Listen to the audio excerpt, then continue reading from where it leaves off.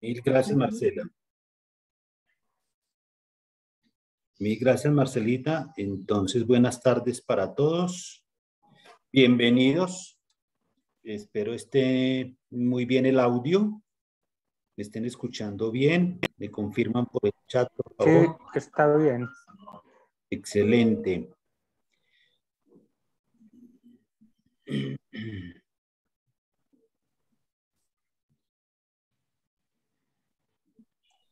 Mi profe, ya estamos viendo su pantalla también. Vamos a ver mi pantalla. Entonces iniciamos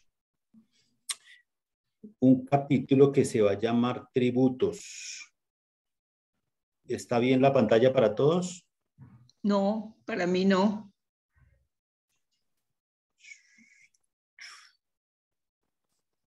Ahora Ya. sí. Gracias. Muy bien. Profesora Clara Inés, gusto verla. Bien, de acuerdo con las indicaciones que he recibido, este es un curso magnífico de finanzas personales, básicamente. Y nos atañe el tema de los tributos en nuestro ejercicio diario, cotidiano. Y aquí me lleva a recordar una frase de un filósofo famoso que no recuerdo cómo se llamaba, pero que decía que en la vida los seres humanos tenemos dos cosas aseguradas desde el día en que nacemos. Que la primera es la muerte y la segunda son los impuestos. Y yo creo que el filósofo se quedó cortico, puesto que los impuestos nos persiguen tanto que van hasta más allá de la muerte. Porque recuerden que después de fallecer una persona deja un problema tributario que se llama sucesión ilíquida. Así las cosas, pues que los impuestos van incluso hasta más allá de la muerte.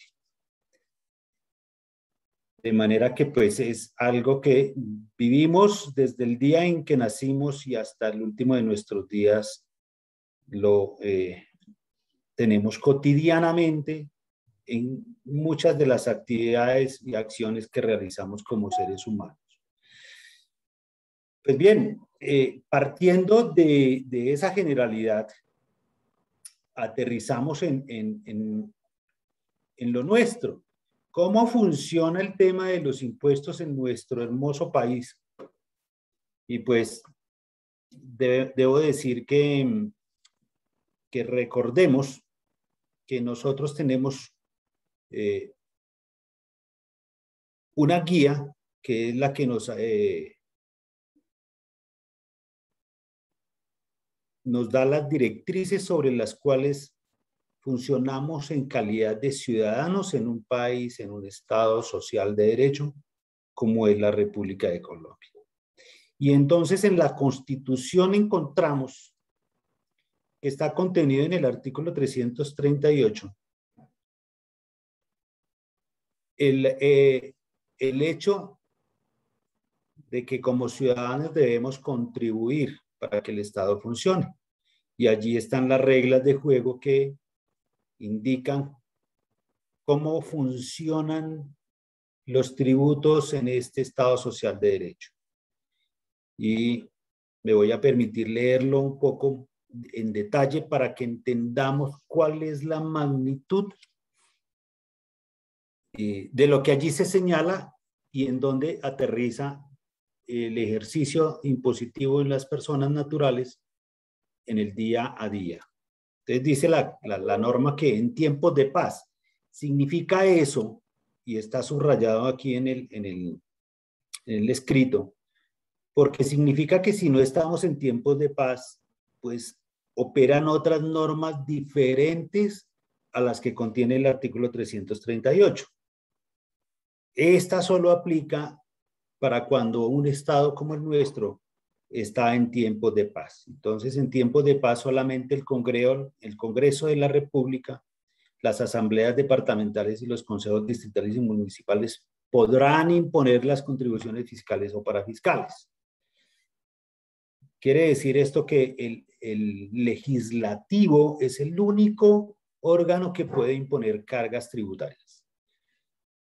Y adicional, debo señalar allí que pues hay dos tipos de cargas tributarias, que son las fiscales y las parafiscales. En el cotidiano diario vivir encontramos que conocemos algunas fiscales, como el impuesto de la renta, las ventas, el 4 por mil, etcétera. Pero cargas fiscales no es muy común que las entendamos como tal, pero debo decirles, por ejemplo, que el aporte a la seguridad social en salud es una carga parafiscal. ¿Por qué son cargas parafiscales? ¿Por qué se denominan así? Porque son aquellos recursos que no están contenidos en el presupuesto general de la nación. Al presupuesto general de la nación solo van los ingresos que se consideran de carácter fiscal. Los parafiscales no van al presupuesto y por ende no se contemplan en ese presupuesto general de la nación y se consideran cargas parafiscales. Pero pues como se puedan dar cuenta, si hablamos del aporte a la seguridad social en salud, eso es un tema de mucho dinero que estamos hablando y que se maneja de manera independiente al presupuesto general de la nación. Bien, continúa la norma diciendo que la ley, las ordenanzas o los acuerdos deben fijar directamente los sujetos pasivos, activos, hechos generadores, bases gravables, tarifas de los impuestos. Es claro que la ley es un acto administrativo que emite el Congreso de la República,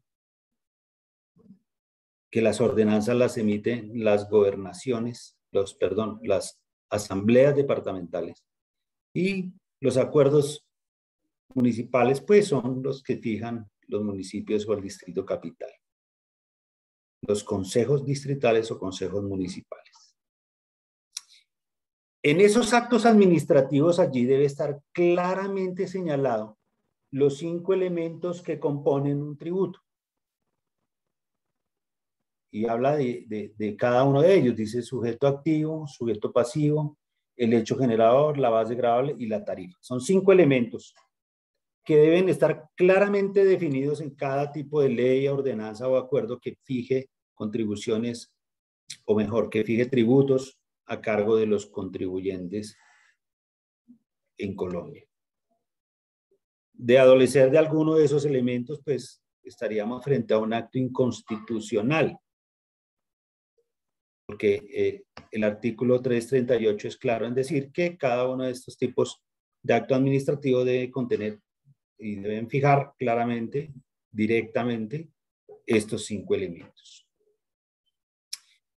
Sigue diciendo que la ley, las ordenanzas y los acuerdos pueden permitir que las autoridades fijen la tarifa de las tasas y contribuciones. Entonces aquí debo decirles que los tributos se encuentran divididos en 3 categorías, que son los impuestos, las tasas y las contribuciones.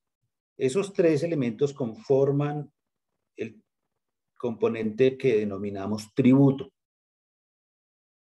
Repito, impuestos, tasas y contribuciones.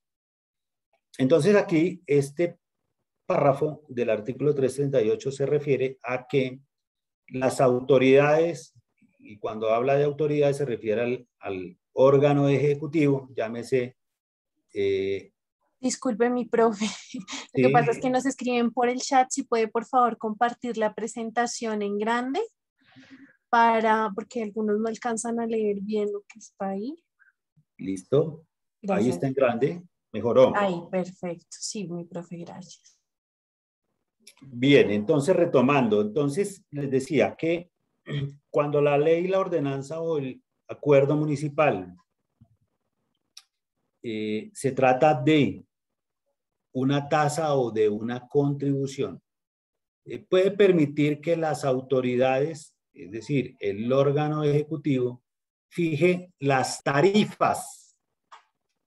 Es decir, el último de los 5 elementos del tributo lo podrá fijar la autoridad gubernamental, llámese gobierno nacional o gobierno departamental o gobierno distrital o municipal.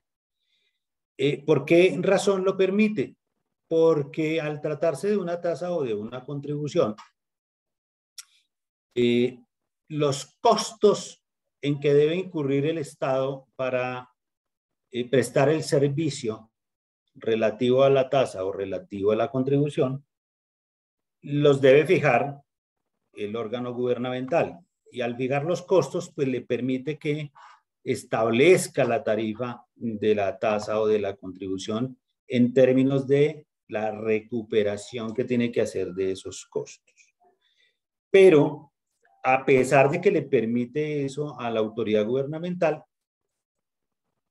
el legislativo en la ley, la ordenanza o el acuerdo municipal o distrital debe fijar los lineamientos sobre los cuales el Ejecutivo puede fijar la tarifa en esos casos.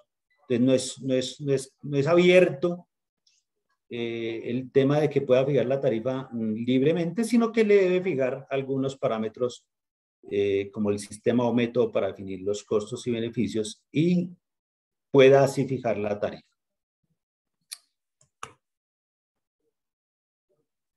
Entonces aquí, en este punto, les llevo a recordar algunos ejemplos de lo que son una tasa o una contribución. Entonces, en el caso de las tasas, podemos hablar, por ejemplo, de los peajes. Los peajes se convierten en una tasa. La tarifa está fijada por el gobierno en términos de los servicios que va a prestar el peaje.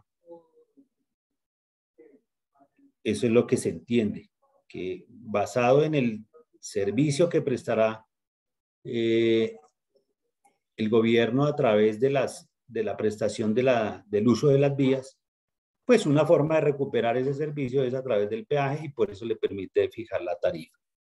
Y una contribución, pues tenemos la famosa contribución por valorización, que en el caso de las obras públicas se determina por una zona geográfica de influencia en donde va a estar ubicada la obra y se cobra de acuerdo a la proporción del servicio que vaya a recibir la comunidad que se encuentre en esa zona geográfica.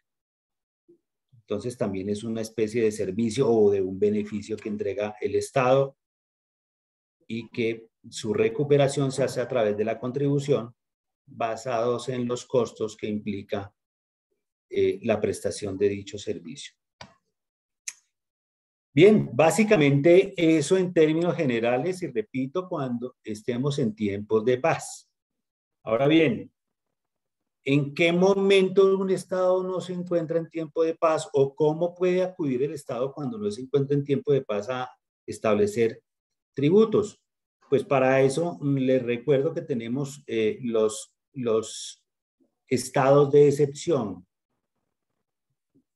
Entonces, recuerden que nosotros en nuestro ordenamiento legal tenemos 3 estados de excepción.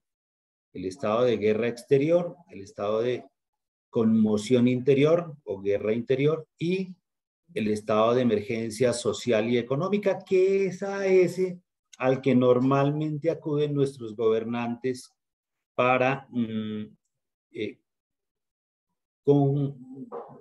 tratar de paliar momentos difíciles en términos de la economía o en términos de la situación por la cual atravesamos en nuestro país. Acabamos de pasar un estado de excepción a raíz de la pandemia y ese estado de excepción surge como un estado de emergencia social y económica.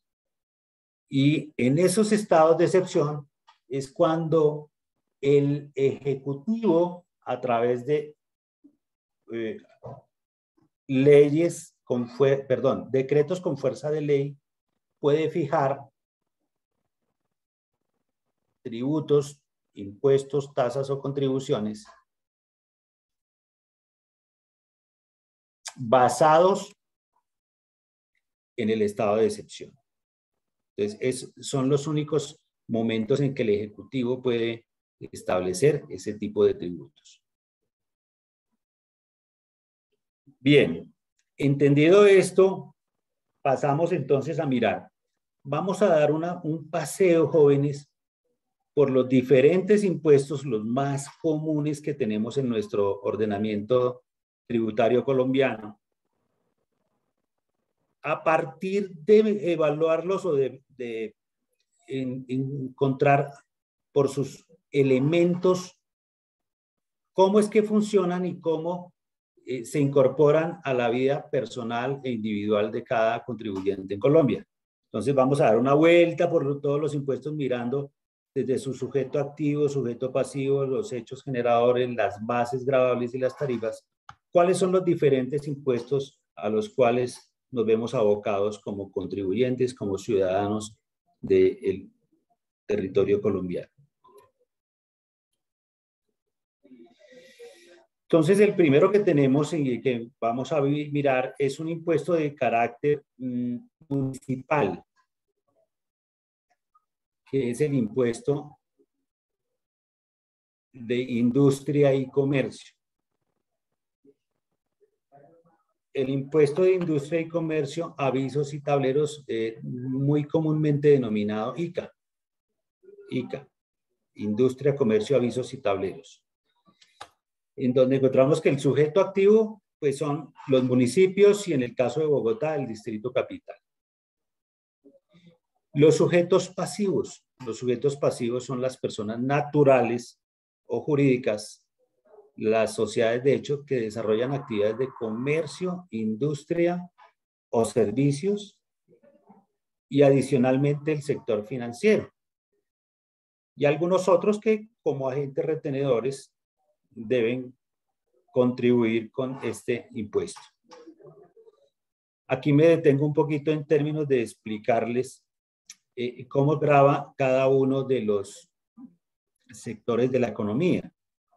Entonces, como sujeto pasivo, las personas que desarrollan actividades industriales, la industria, las personas que desarrollan actividades de comercio, ventas, y las personas que desarrollan prestación de servicios.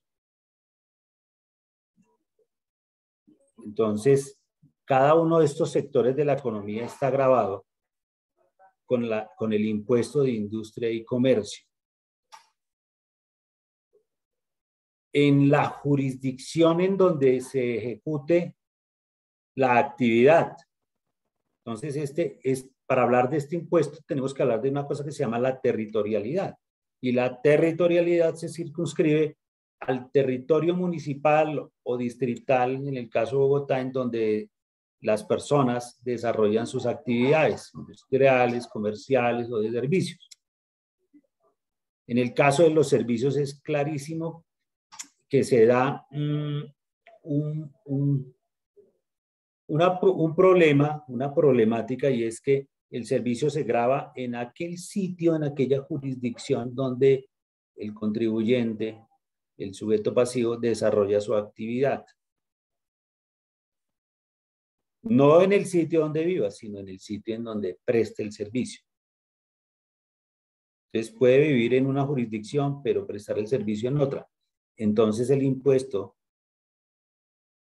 tiene una causación en la jurisdicción donde presta ese servicio. Y para el caso de las actividades industriales y de comercio, se presenta una problemática en términos de definir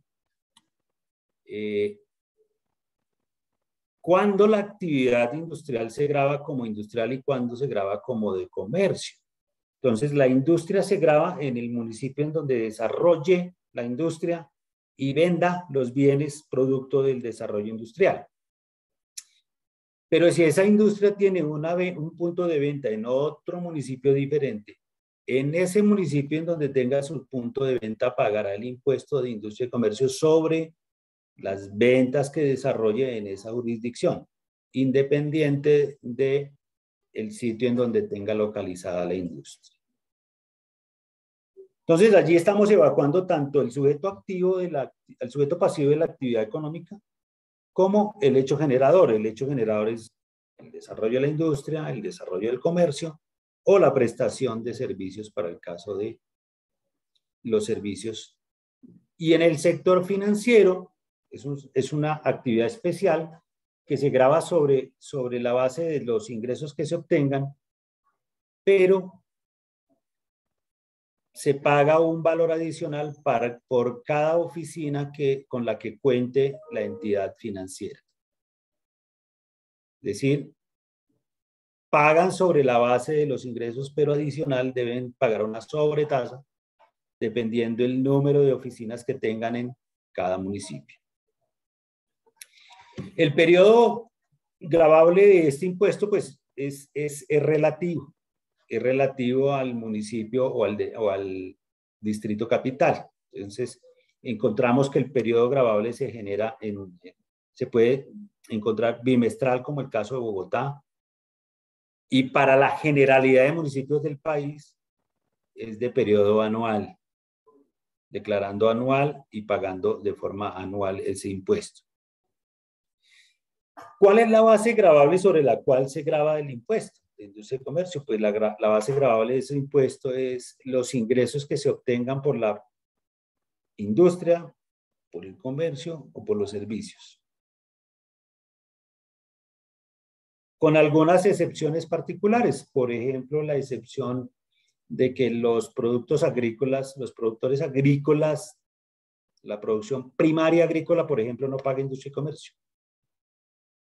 O los exportadores están exentos de pagar este impuesto.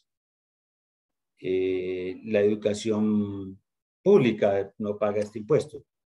Entonces son algunas excepciones particulares, pero cada municipio regula de manera independiente este tributo. Profe, disculpe, en el chat nos preguntan si las zonas francas están incluidas. Las zonas francas también están incluidas. Por supuesto que pagan industria y comercio sobre los bienes, sobre las ventas, sobre los ingresos, perdón, que se generen en la jurisdicción municipal donde se encuentren las zonas francas. Salvo los ingresos por las exportaciones. Entonces, les recuerdo un poco para los que no conocen el tema de las zonas francas. Las zonas francas son territorios que por la naturaleza de la zona franca la consideran extraterritorial del país.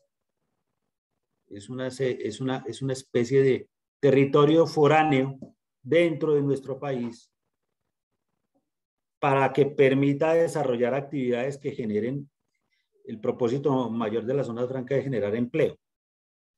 Entonces, si las empresas localizadas en zonas francas desarrollan actividades que les generen ingresos de fuente colombiana, esos ingresos están gravados con impuesto de industria y comercio. Pero sobre aquellas actividades en donde se considera que los bienes o servicios se vendieron al exterior, no habrá impuesto de industria y comercio. Espero haya quedado clara la respuesta a la consulta. Muy bien. Y por último, el último elemento de este tributo es el tema de las tarifas. Entonces aquí, como les venía diciendo antes de la consulta, las tarifas las fijan cada municipio. Cada municipio. En nuestra estructura jurídica nacional, tenemos dos normas que regulan el industria y comercio. Una norma es de carácter nacional, que aplica para todos los municipios, y otra norma especial que es para el Distrito Capital de Bogotá. Entonces, el Distrito Capital es territorio liberado e independiente. El distrito tiene una cosa que se llama el Estatuto Orgánico de Bogotá y es una constitución chiquita para Bogotá. que le permite que tanto el periodo como las tarifas las regule directamente Bogotá.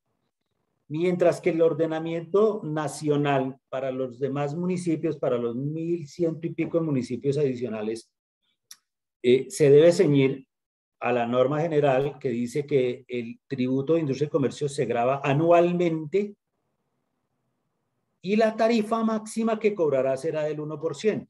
Entonces, allá no hay libertad de tarifas porque tiene un límite del 1% máximo. Se puede mover entre 0 y 1% como quiera, cada municipio, pero nunca una tarifa puede superar el 1%. En tanto que en Bogotá, las tarifas hay libertad de tarifas. De hecho, ustedes encontrarán tarifas del 13,88%, es decir, del 1,388% en Bogotá, y la periodicidad en Bogotá es bimestral. Para la mayor parte de contribuyentes es bimestral. Para una minoría es anual. Entonces ahí les hago esa distinción, las dos reglas, una regla general para los municipios del país y una regla especial para el Distrito Capital.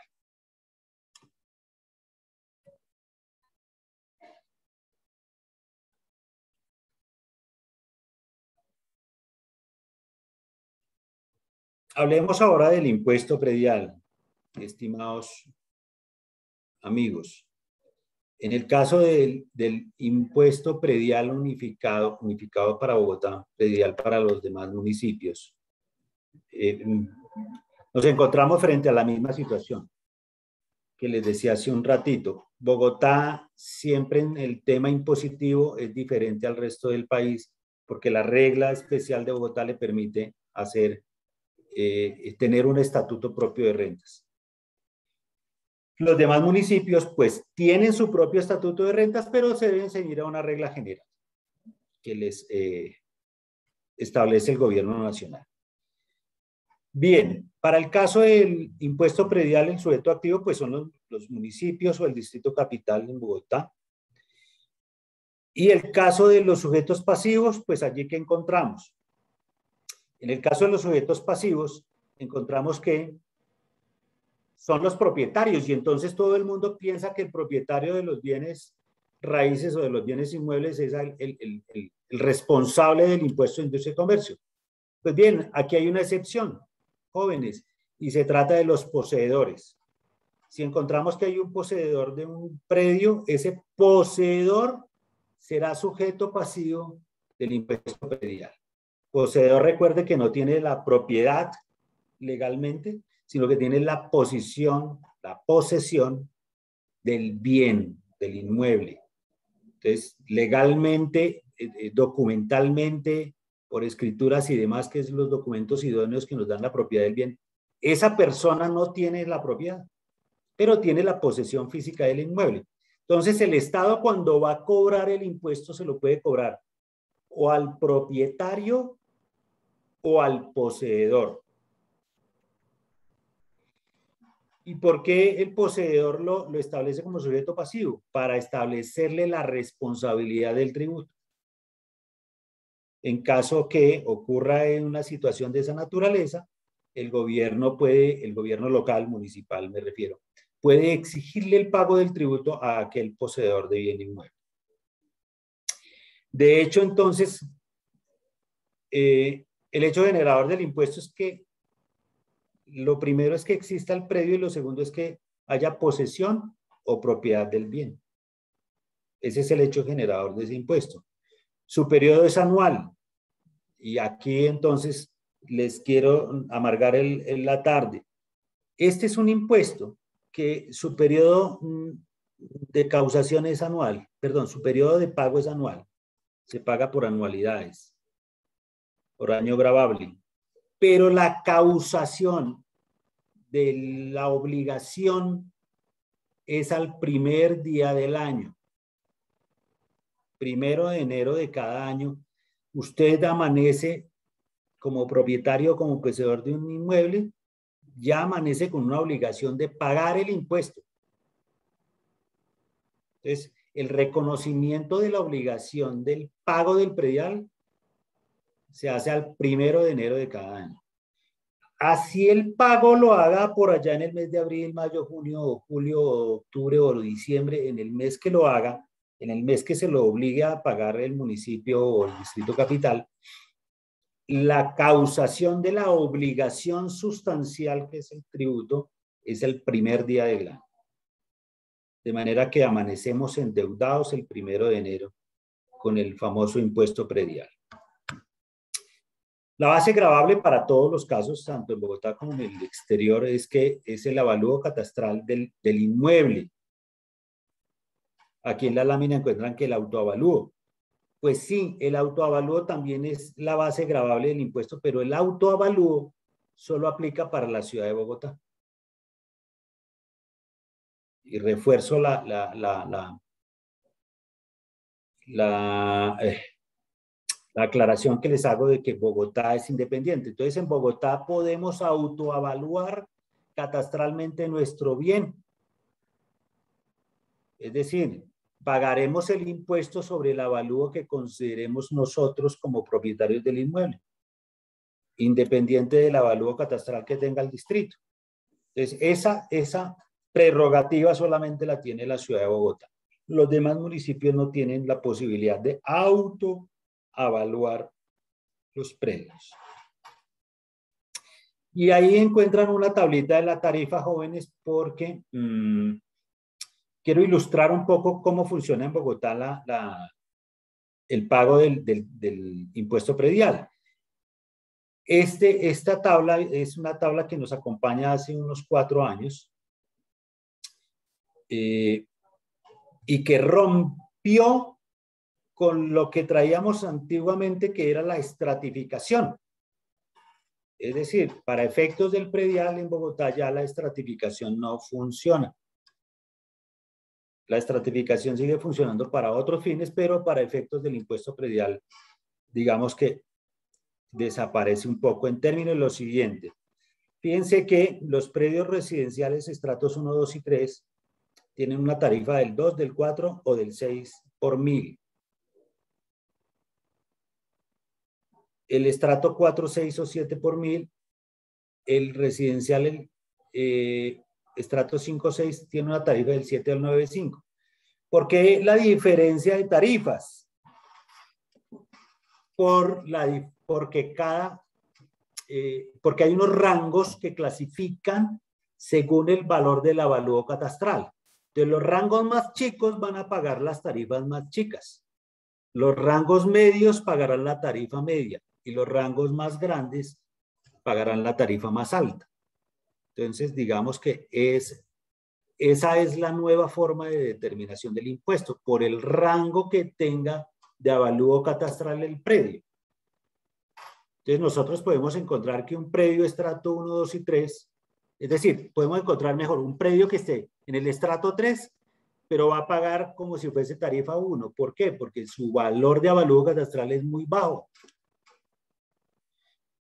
E igualmente vamos a encontrar un predio del estrato 1 que va a pagar como si fuese el estrato 3. ¿Por qué? Porque el avalúo, así esté en el estrato 1, es un avalúo alto que lo equipara con los más bajos del estrato 3. Entonces es rangos basados en valores de avalúo catastral. Particularidades de esta tablita. Si van ustedes al penúltimo renglón, donde tenemos que hay unos términos todos raros que se llama urbanizables no urbanizados y urbanizados no edificados. Fíjense que ahí las tarifas son del 12 o del 33 o del 4 o el 34 por 1000. Son las tarifas más altas.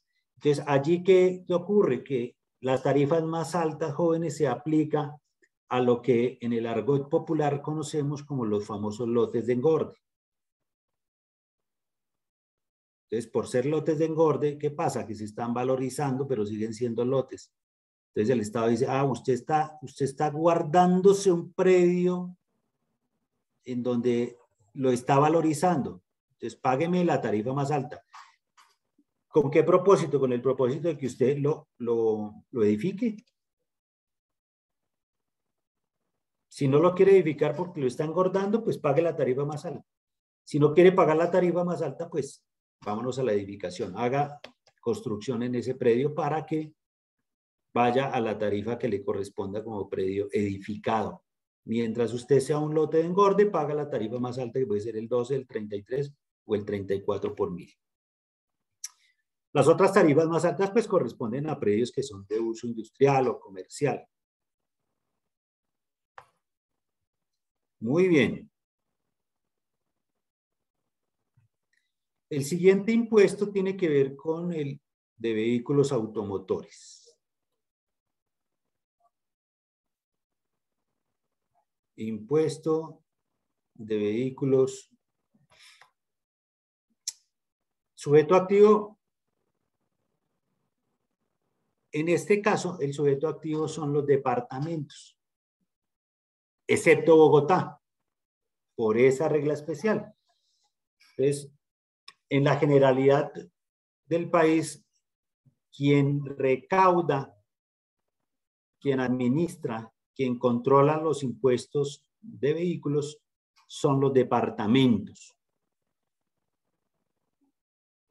Lo que ocurre es que la mayor parte del recaudo del impuesto de vehículos son rentas que los departamentos deben ceder a los municipios. Pero repito, la recaudación, el control y el cobro, la administración del tributo corresponde a cada departamento. Y Bogotá, territorio liberado e independiente, hace lo propio con los vehículos registrados en la capital de la República.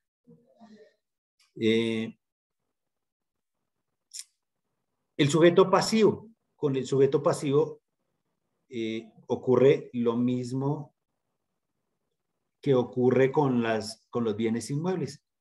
El sujeto pasivo es el propietario del vehículo o el poseedor del vehículo. Fíjense que el hecho generador es la posesión o propiedad del vehículo. El tema de la posesión en el caso de los vehículos es de reciente aplicación. Hace unos 15 años quizás se implementó que el poseedor también fuera responsable del impuesto, porque la idiosincrasia nuestra hace que nos traslademos los vehículos pues muy folclóricamente y no hay traspaso legal, sino es traspaso virtual. Mi amigo, mi compadre, mi hermano, mi primo, le entrego el carro y pues, después hacemos papeles. Entonces el Estado, en este caso los departamentos y el Distrito Capital, para cobrar el impuesto, pueden cobrárselo al propietario o al poseedor. Cualquiera de los dos se hace responsable de ese tributo. En principio, recordarles que es mucho más fácil ubicar al propietario que a un poseedor, en donde cuando suceden cosas como eso de que no se haga el traspaso de los vehículos en debida forma, pues una persona que siga figurando como propietario se puede encontrar al cabo del tiempo con una obligación de impuestos porque el comprador no los pagó. En donde hace que la recomendación, señoras y señores, niñas y niños, es que en una operación de venta de vehículos lo ideal es hacer el traspaso en la misma oportunidad que estamos haciendo el negocio, para evitar dolores de cabeza futuros. El periodo de este impuesto también es anual. Con la misma característica del impuesto predial, jóvenes, que este es un impuesto de causación al primer día del año. Entonces, reiterar que el 1 de enero, los que poseen casa y carro amanecen endeudados el 1 de enero porque ya deben el impuesto predial y el impuesto de vehículos. La base gravable. La base gravable es un avalúo comercial que fija el Ministerio de Transporte. Todos los años saca una tabla en donde fija cuál es el avalúo comercial de los vehículos. Y cuando vamos a aplicar la tarifa sobre esa base gravable, pues tenemos las siguientes tarifas, que es el 1%, el 1.5% en vehículos que cuesten hasta 1.500 VT. 1.500 VT del año pasado eran 31 millones. Para el siguiente rango, 2.5%, son vehículos entre 31 y 71 millones de pesos, avalúo comercial del Ministerio de Transporte. Y para aquellos que superen esos 71 millones de pesos, pues la tarifa es el 3,5. Y en el caso de las motocicletas, las únicas que pagan, mejor, las que pagan son aquellas que tienen más de 125 centímetros de cilindrada y pagan el 1,5% de impuesto de vehículos. Las motocicletas de menores de 125 centímetros no pagan impuesto de vehículos.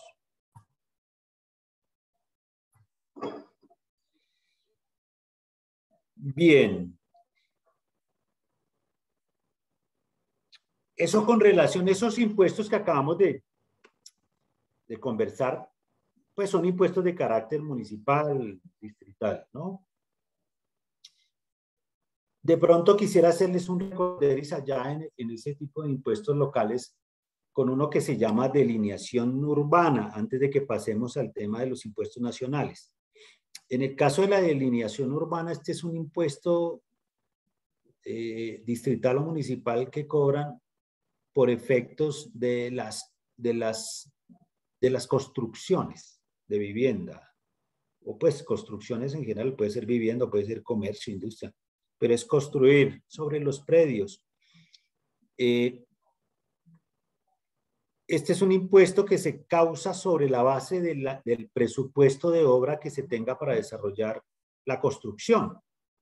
La tarifa es como alrededor del 4% del valor del presupuesto de la obra, pero la recomendación es la siguiente.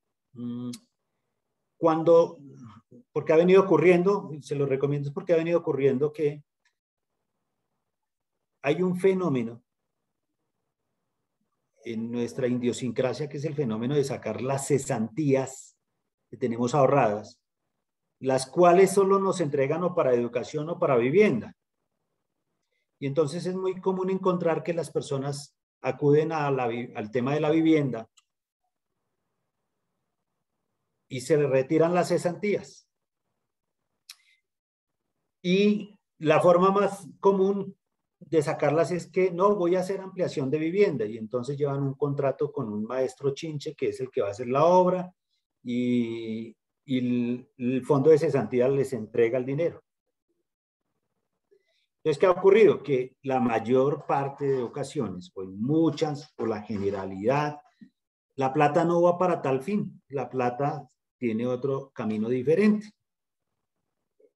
Lo que sea, se la gastan en cosas diferentes al objeto por el cual la retiraron del fondo de cesantía.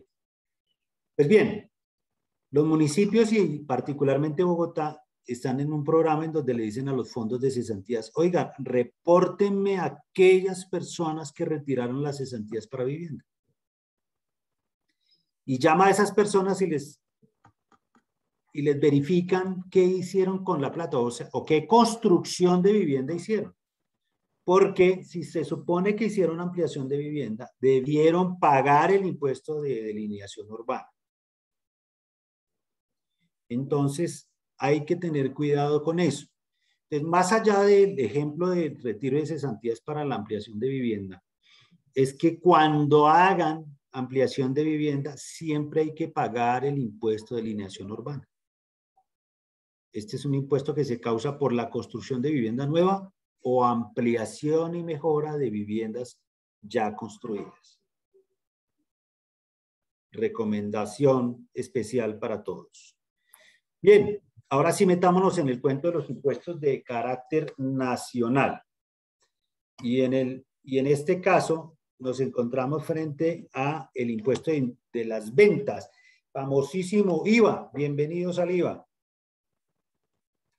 Pues bueno, sujeto activo pues es el Estado quien ejerce el poder de recaudarlo. Y el sujeto pasivo, ¿quién es el sujeto pasivo de este impuesto? Entonces allí tenemos que distinguir que en el sujeto pasivo pues, encontramos dos tipos de sujeto pasivo. Uno es el responsable del impuesto y otro es el contribuyente del impuesto.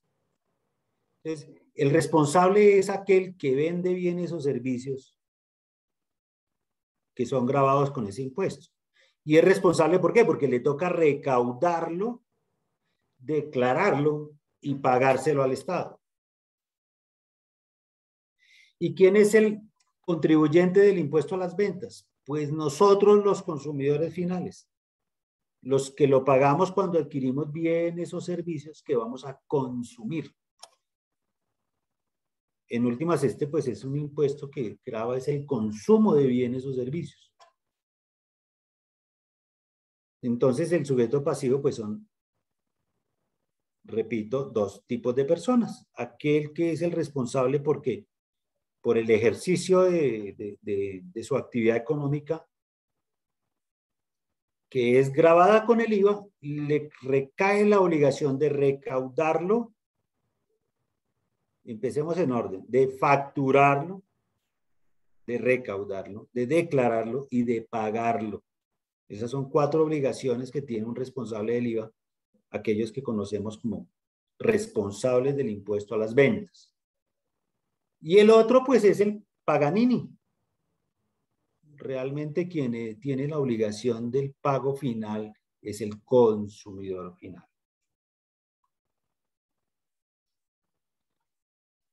Bien, el hecho generador, pues, es la venta de bienes gravados o la prestación de bienes gravados.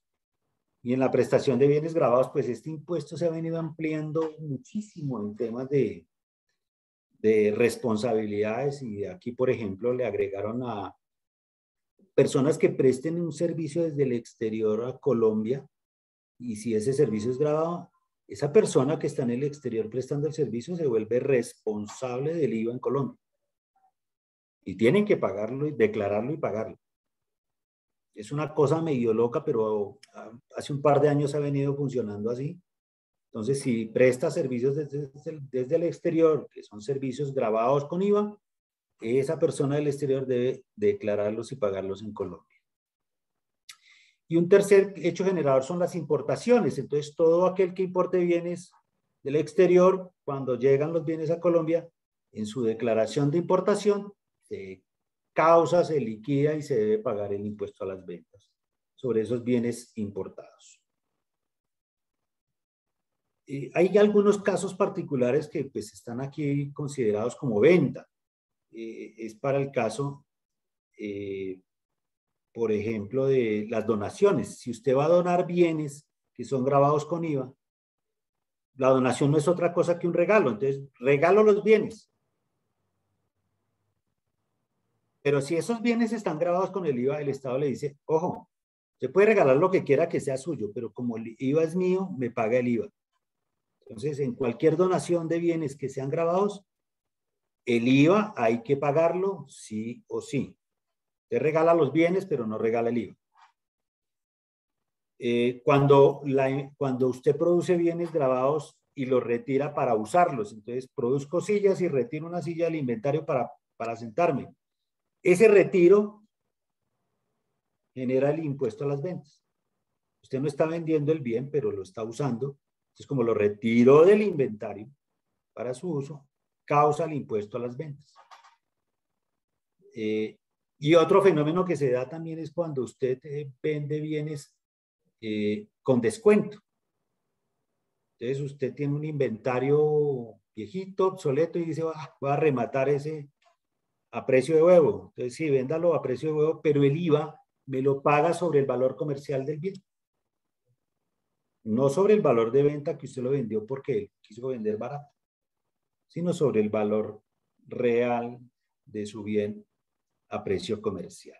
Entonces, son casos especiales o casos particulares en temas de ventas que causa el IVA, así no se esté generando un ingreso o no se esté generando un descuento especial. La base gravable en el caso del IVA, pues es el valor total de la operación, o sea, la venta, o sea, el servicio. Y en la importación, la base gravable, pues es el valor de los bienes más los aranceles que causan esos bienes. Es una base gravable especial, que es el valor total del bien más el arancel de aduanas. Con relación a las tarifas, pues, ¿qué tenemos, jóvenes? Tenemos una tarifa general del 19%, que esperamos ninguna reforma tributaria futura no la suba. Y tenemos dos tarifas diferenciales, el 0% y el 5%. El 0% para aquellos bienes que se exportan, básicamente las exportaciones de bienes o servicios gravados, pues sí se causa el IVA, pero la tarifa es del 0%.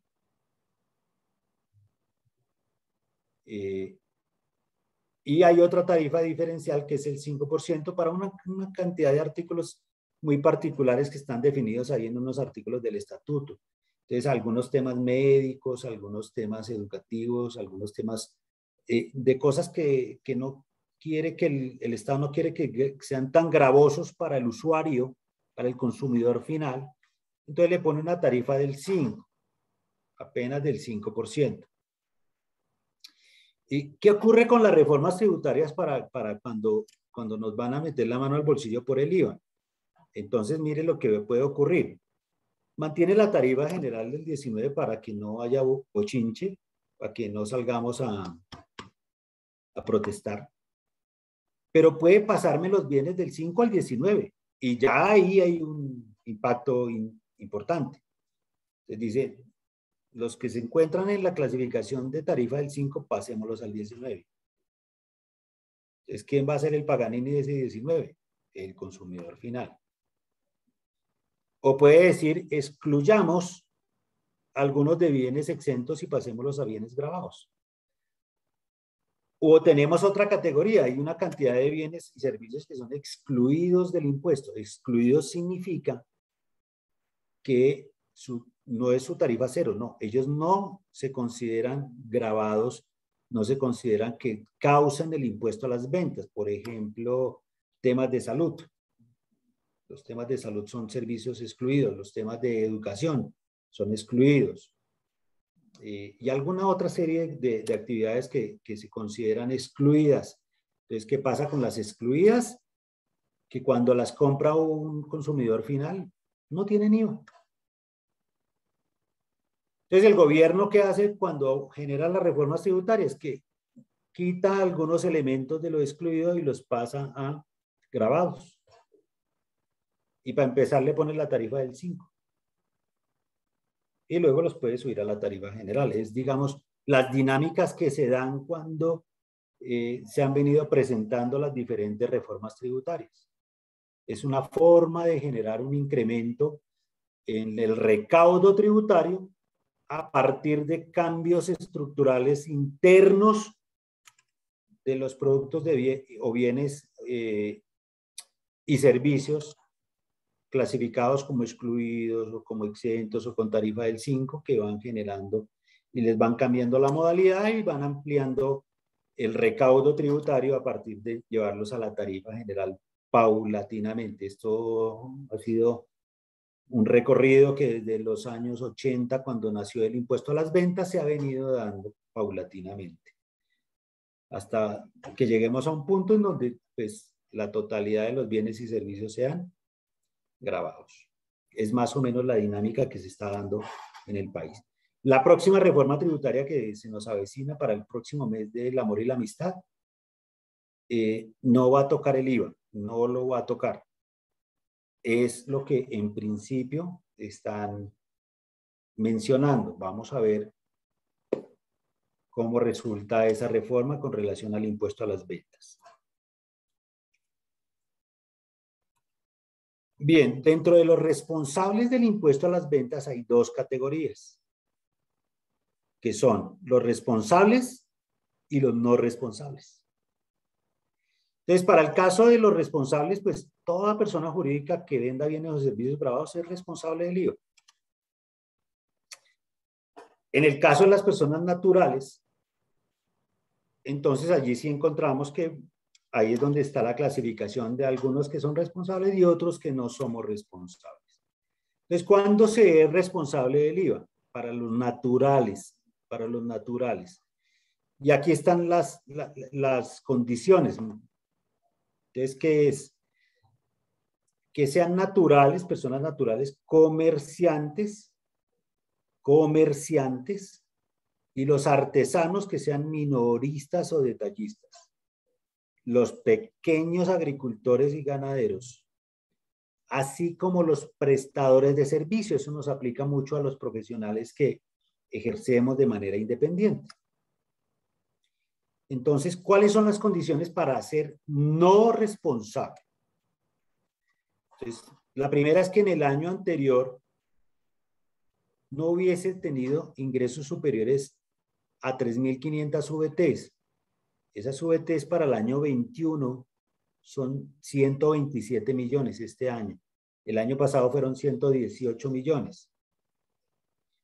Entonces, repito, ingresos brutos, los ingresos del año anterior, 3.500 VTs, o sea, menos de 3.000. Pero allí tengo que hacerles una salvedad, niños. Es que esos ingresos brutos solo se refieren a esa actividad económica que ejerce y que es gravada con el IVA. Para el caso, por ejemplo, de algunos de nosotros que ejercemos como profesionales independientes, pero que paralelamente tenemos una relación laboral. Entonces tenemos ingresos por lo laboral, pero tenemos ingresos por lo independiente. Pues lo laboral no hay que revolverlo con lo independiente. Los ingresos laborales no cuentan cuando estamos haciendo la operación de las 3.500 VTs. Allí esas 3.500 VTs están señaladas es para los ingresos que son grabados por la actividad como independiente, únicamente. Entonces, si mi actividad como independiente está por debajo de esos 3.500 VTs, no soy responsable del impuesto a las ventas. Soy un no responsable. Ahora, con relación al año corriente. Entonces, con relación al año corriente es lo mismo. Si en el año corriente yo tengo una serie de ingresos grabados y en el transcurso del año supero las 3.500 VTs, pues a partir del periodo de IVA gravable siguiente, me convierto en responsable. ¿Qué obligaciones me trae volverme responsable? La primera, y muy importante, es la de facturar. Entonces, cuando supero el límite de las 3.500 VTs, ya me convierto en responsable del IVA y por tanto debo empezar a facturar mis ingresos. Entonces ahí vienen las 4 condiciones aquellas de los responsables: facturar, recaudar, declarar y pagar. Entonces a partir del bimestre siguiente yo tengo que cumplir con esas 4 obligaciones: facturar, recaudar, declarar y pagar el impuesto a las ventas. Ahora, si la persona natural celebra un contrato y ese contrato supera las 3.500 VTs, nada que hacer. Se nos fue de una vez como responsable del impuesto a las ventas. Y pues hay que empezar a facturar. Segunda condición, que no tenga más de un establecimiento de comercio, oficina, sede, local o negocio donde ejerza la actividad. Quiere decir que si usted tiene 2 negocios, así sus ingresos estén por debajo de las 3.500 VTs, nada, se vuelve responsable del impuesto a las ventas. 3, que en el establecimiento de comercio, oficina, sede, local o negocio no desarrolle actividades bajo franquicia, concesión, regalía, autorización o cualquier otro sistema de explotación de intangibles. Entonces, digamos, esto no aplica para personas que desarrollan alguna actividad de franquicia, por ejemplo, que son tan comunes últimamente. Si desarrolla alguna actividad económica, así esté por debajo de las 3.500 VT, pero es con una franquicia, nada que hacer, es responsable del impuesto a las ventas.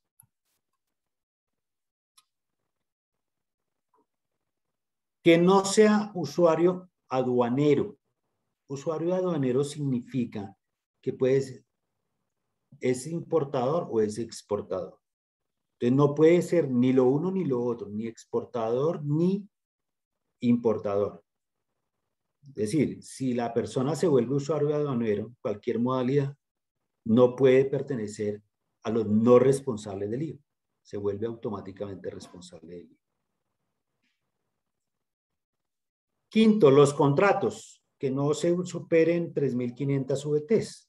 Pues, si un contrato o la suma de varios contratos llega a superar los 3.500 VTs, a partir de que supere las 3.500 VTs se vuelve responsable del IVA.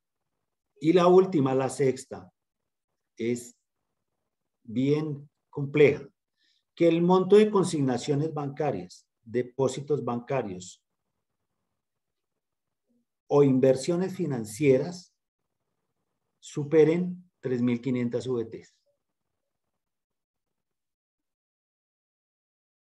Aquí tengo que llamarle la atención en términos de que una cosa son los ingresos, pero otra muy diferente son las consignaciones o los depósitos bancarios e incluso las inversiones financieras. Tener un CDT implica que eso es una inversión financiera y el banco le reporta esa inversión financiera y esa inversión financiera suma como si fuese una consignación o un depósito bancario.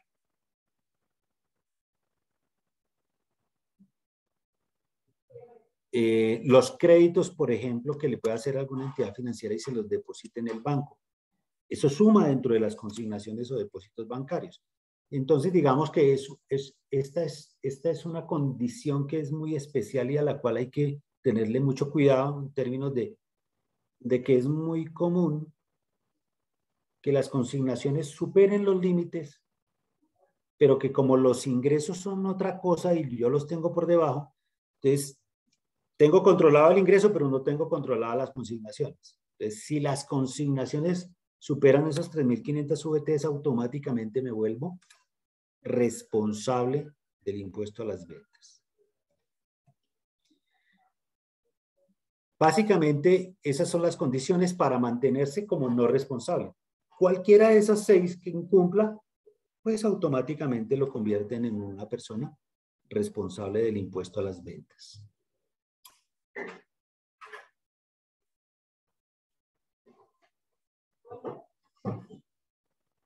Muy bien. Marcelita, ¿tenemos alguna pregunta al chat?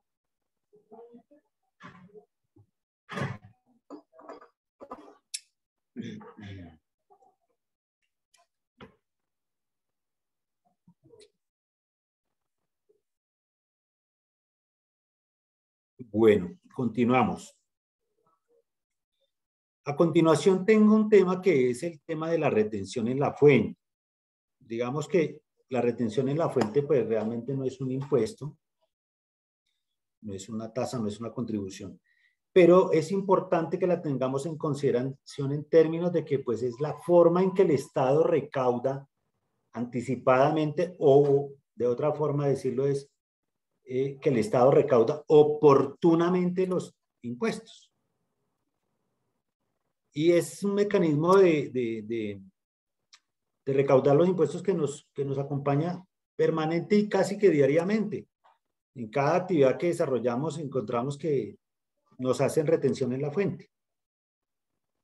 Entonces, he traído el tema un poquito para tenerlo en consideración y encontrarle que tiene la misma estructura que un impuesto.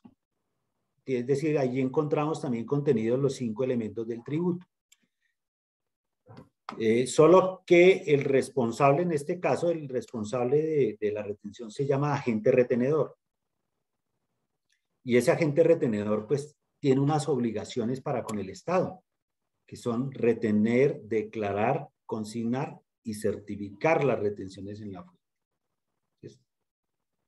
Y retenedor no solamente son las personas jurídicas, las personas naturales también podemos convertirnos en agentes de retención. Solo que los agentes de retención, personas naturales, son aquellos que ejerzan comercio. Únicamente ellos son los agentes retenedores, los que ejercen actividades de comercio.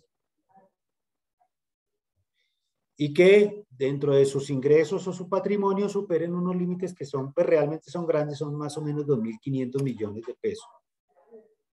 Entonces, cuando superan esos límites, se vuelven agentes de retención. Repito, los naturales solamente cuando son comerciantes son los únicos que pueden ejercer la calidad de agente retenedor de los diferentes tributos. ¿Qué conceptos están sometidos a retención en la fuente? En el caso del impuesto sobre la renta, encontramos que las rentas de trabajo, es decir, los salarios, los dividendos, los ingresos que provienen del exterior, la venta de activos fijos, los rendimientos financieros, honorarios, comisiones, servicios, etc. En el caso de las ganancias ocasionales, las loterías, la venta de activos fijos y los ingresos que provienen del exterior. En el impuesto sobre las ventas, el 15% del impuesto sobre las ventas está sometido a retención en la fuente. Y para el caso del ICA, el ICA es un impuesto que se recauda cuando se recauda por retención en la fuente, se recauda al 100% del impuesto.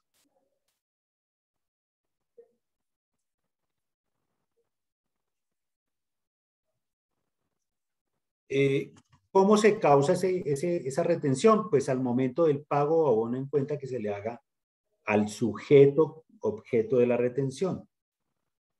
El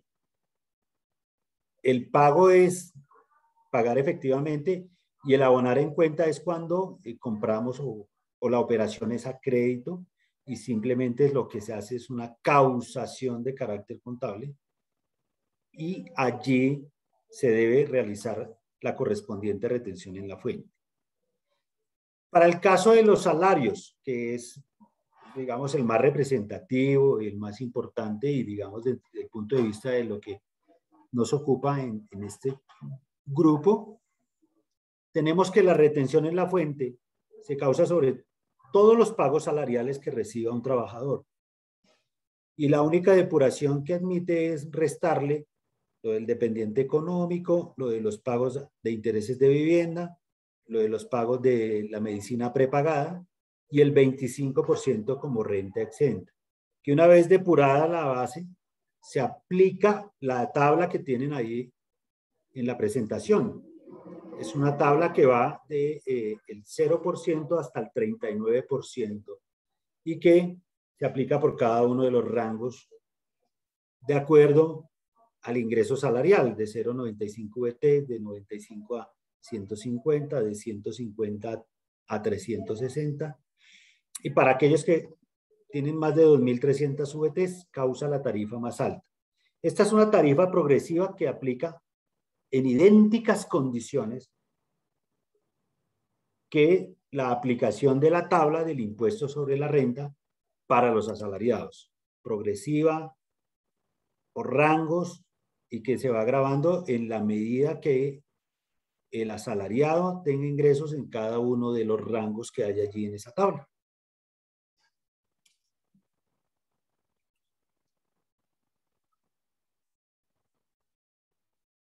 Bien, llegamos al impuesto más importante y el que todos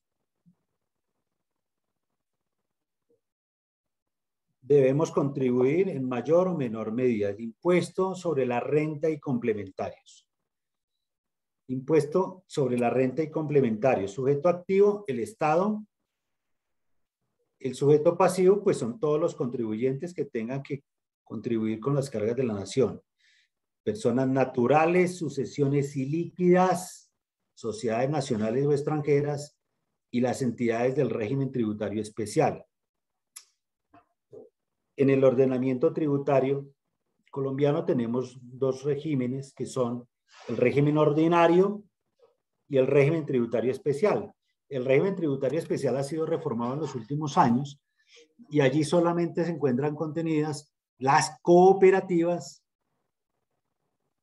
y las entidades sin ánimo de lucro, las famosas ESAL, que pertenecen al régimen tributario especial. El régimen tributario especial pues tiene unas reglas de juego diferentes al régimen ordinario que hacen que su tarifa sea menor o que su renta se encuentre 100% exenta si cumple las condiciones establecidas para ese régimen especial. Y ya el régimen ordinario pues nos aplica en general tanto para las personas naturales como para las personas jurídicas según corresponda. ¿Cuál es el hecho generador de la renta? Pues percibir ingresos que se consideren que constituyen renta. Y el ingreso tiene una característica particular y es que ese ingreso se hace susceptible de generarle al contribuyente un incremento en su patrimonio. Si tiene esa condición y esa característica de que cuando el contribuyente percibe el ingreso, ese ingreso va a hacer que su patrimonio se incremente, pues es un ingreso que se encuentra gravado con el impuesto sobre la renta. ¿Cuál es la base gravable? Pues esa es la caja de Pandora. Allí es donde estriba la mayor parte de la estructura normativa tributaria en Colombia. Está enfocada en establecer cuál es la base gravable sobre la cual los contribuyentes vamos a declarar nuestros impuestos, nuestro impuesto de renta. Porque es que esto tiene una estructura que es demasiado grande, demasiado normativa, para solamente hallar un numerito que es cuál es la base gravable. ¿Qué tarifas tenemos? Para las personas naturales una tabla que va del 0 al 39%, y para las sociedades el 31% para el año 21 y 30% a partir del año 22. Las entidades del régimen tributario especial tienen tarifa del 20% y los usuarios de las zonas francas, para aquella persona de la zona franca, los usuarios de zona franca tienen tarifa del 20%. Esta es la tabla de las personas naturales. Entonces, en las personas naturales nos graban del 0 al 39%. Es una tabla progresiva que graba el porcentaje establecido de acuerdo al monto de ingreso que se encuentre dentro de ese rango. En cada rango va grabando el 0, el 19, el 28, el 33, 35, 37, 39. Y ya las rentas que excedan los 31.000 VTs, pues esas rentas pagan la tarifa más alta, el 39%.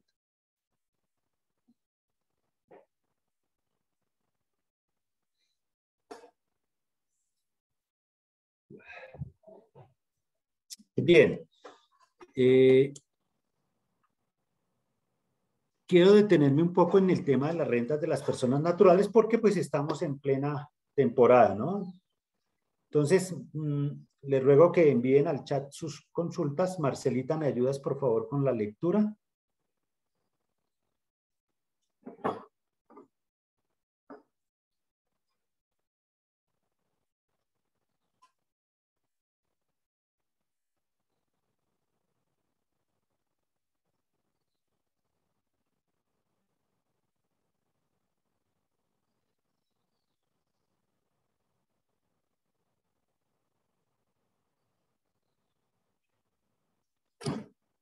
Una cosa que es importante en este momento es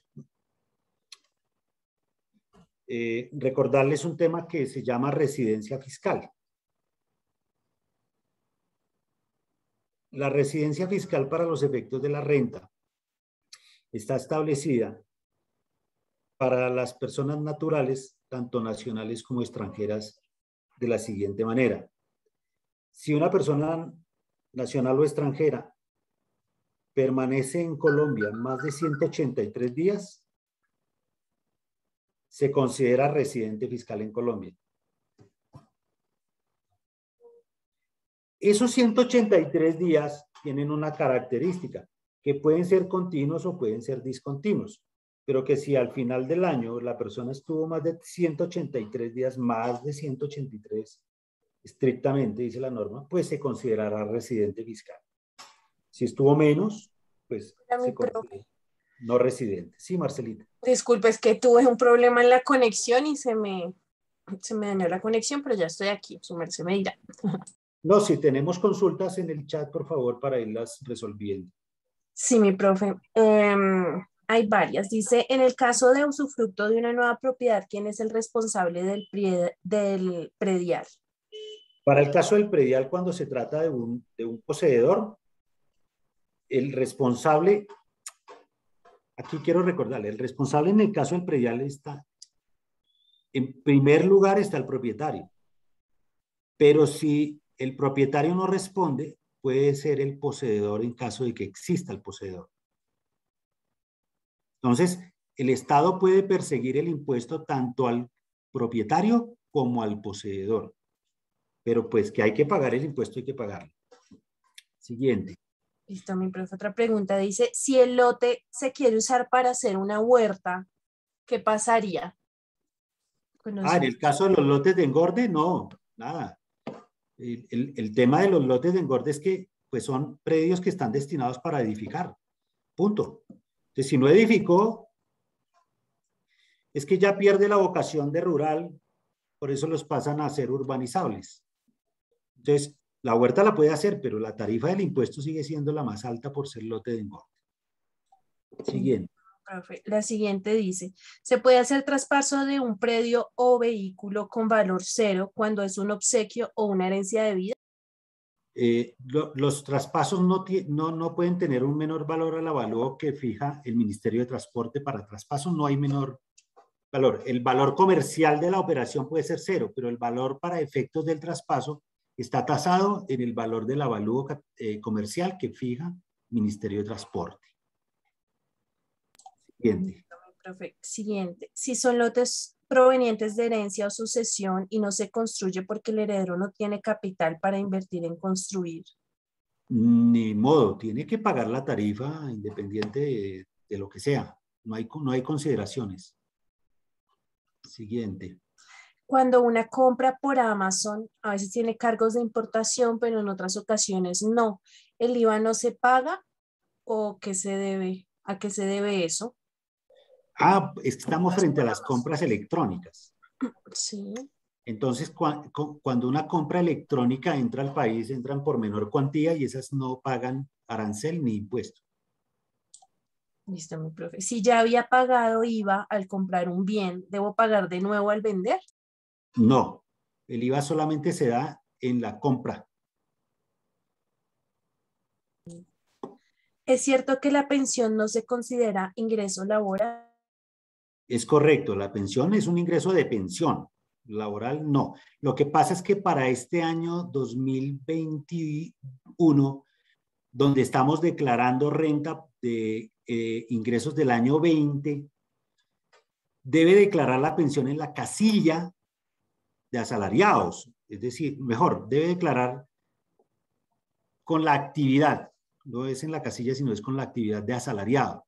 Resulta que el año 2021 nos dividieron las actividades económicas, nos separaron las actividades, entonces dijeron los asalariados continúan con el código de actividad económica 0010 y los pensionados a partir del 1 de enero del año 21 tienen una nueva clasificación que es 0020.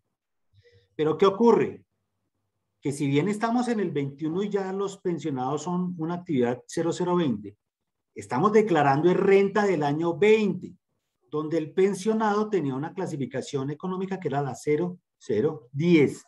Entonces, la recomendación aquí para todos los que están declarando y son pensionados es que la actividad económica de la declaración de renta es 0010. Es esa la aclaración frente a ese tema. Siguiente. Listo, mi profe dice, ¿a todos los rendimientos financieros se les puede restar el componente inflacionario? ¿A los rendimientos financieros que dan los fondos de cesantías también? La norma dice que son aquellos que paguen entidades que estén vigiladas por la superintendencia financiera. Si el fondo que le está haciendo el pago es un fondo que está vigilado por la superintendencia financiera, puede tomar el componente inflacionario. De lo contrario, no. Listo, el siguiente dice, ilustrar lo de la renta presuntiva del 3.5% del ingreso potencial de un negocio en épocas de pandemia sigue vigente dada la emergencia económica y social. La renta presuntiva, queridos compañeros, la tarifa de la renta presuntiva para el año gravable 2020 es 0%. Quiere decir que la renta presuntiva para la renta que estamos presentando es 0. Listo, mi profe. ¿Los rendimientos financieros que entregan los fondos de cesantía se les puede quitar el componente inflacionario? Esa ya ¿Los la fondos de cesantías son vigilados por la superfinanciera? Entiendo que sí. Listo, mi profe, esas son todas las preguntas que han salido. Muy bien. Entonces retomamos nuestra actividad. Marcelita, te recomiendo que en la medida que vayan preguntando me vas contando, ¿vale? Listo, mi profe. Gracias. Retomando, entonces les hablaba de la residencia fiscal. ¿Por qué es tan importante definir la residencia fiscal? Porque para los residentes fiscales en Colombia, esas personas deben declarar una cosa que se denomina renta mundial, es decir, todos los ingresos que haya obtenido tanto en Colombia como en el exterior, así como el patrimonio que posea en Colombia y en el exterior. Eso se llama renta mundial. Entonces, un residente fiscal declara la renta mundial. Mientras que un no residente fiscal solamente declararía renta en Colombia sobre el patrimonio que posea en Colombia y sobre los ingresos que haya obtenido en Colombia. Esas son las diferencias. Entonces, no es que no sea declarante el no residente. El no residente es declarante, pero solo declara ingresos de fuente colombiana y patrimonio en Colombia. Y un residente fiscal sí le toca declarar todo lo que haya obtenido en el mundo como ingresos y todos los bienes que posea en el planeta Tierra. Algunos se preguntarán, oiga, pero yo declaré en la Conchinchina mis ingresos y pagué impuestos. Pues aquí tiene que declararlos, pero los impuestos que haya pagado en el extranjero los descuenta, se llama descuento tributario. Entonces, no es que haya doble tributación, es que debe retirar como un descuento tributario el impuesto que se haya pagado sobre los ingresos que obtuvo en el exterior. Entonces, me aparece aquí otra preguntita.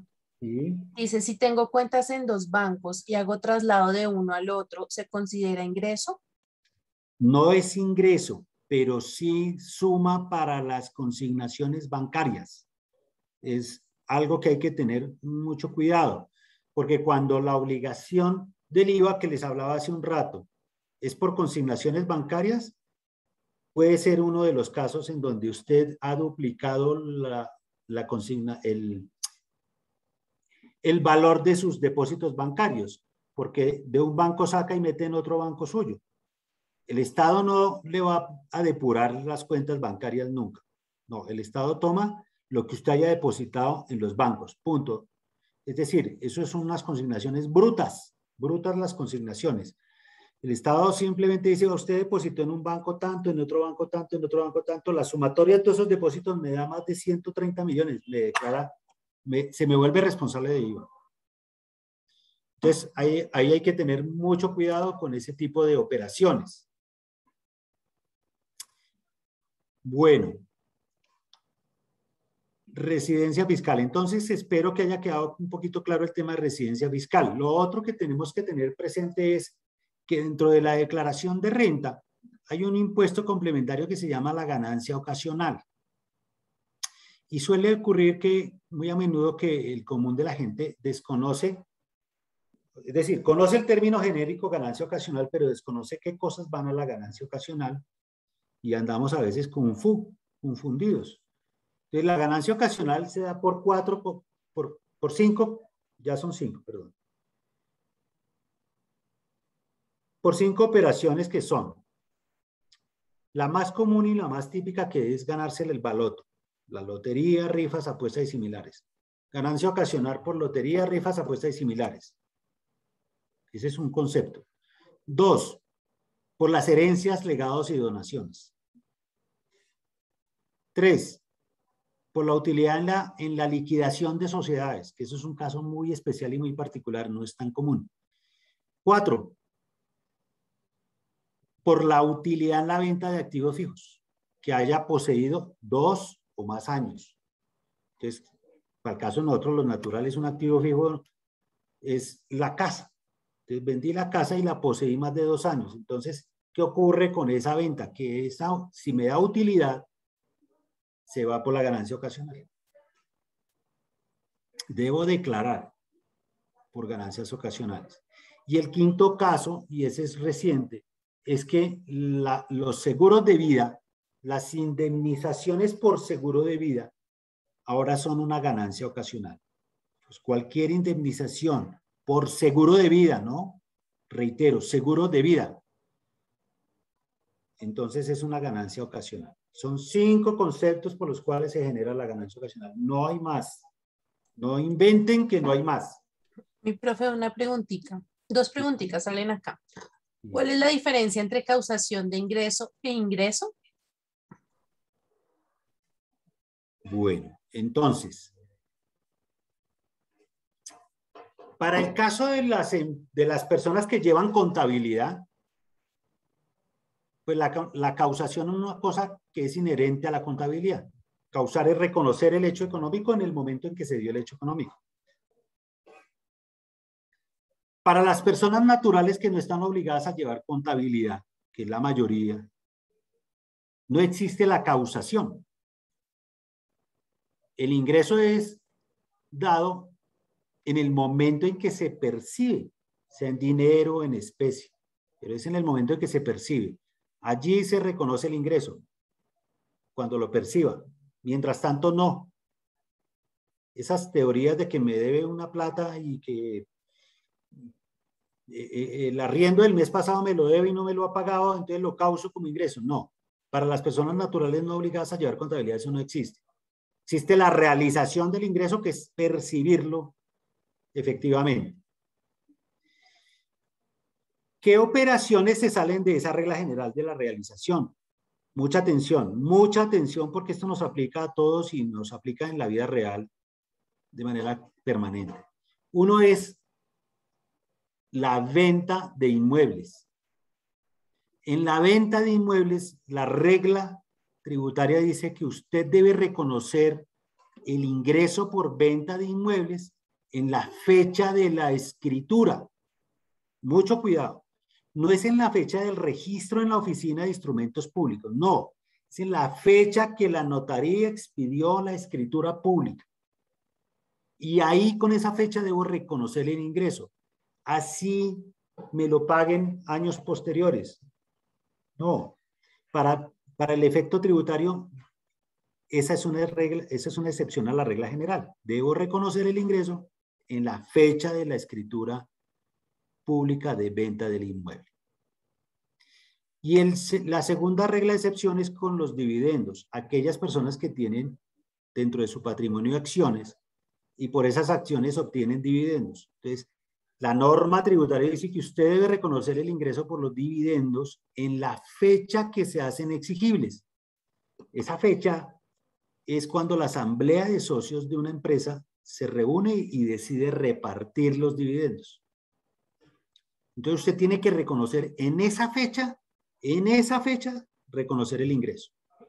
Puede que el dividendo se lo paguen unos meses adelante o años posteriores, pero tributariamente, para efectos de su declaración de renta, debe reconocer el ingreso a la fecha en donde se hacen exigibles los dividendos. Entonces, son 2 reglas especiales para efectos de la realización del ingreso. Espero haya quedado claro. Siguiente pregunta. Sí, mi profe. Creo que esa también aclara la segunda pregunta que dice: los rendimientos financieros solo serán ingreso cuando se retiren y se tengan en el bolsillo. Correcto, así es. Listo. Otro dice acá: a nivel informativo, Colombia en tributos y de acuerdo a su moneda está en promedio normal en tributos o puede incrementar al futuro, dado el contexto de tributos en otros países. Muy científica la pregunta, pero a ver. A nivel tarifario, somos de los países que tenemos tarifas más altas aquí en la región. Somos de los países que tenemos tarifas más altas a nivel tarifario. Pero es que quiero llamarle la atención en términos de que la tarifa no hace el impuesto. La tarifa es un componente.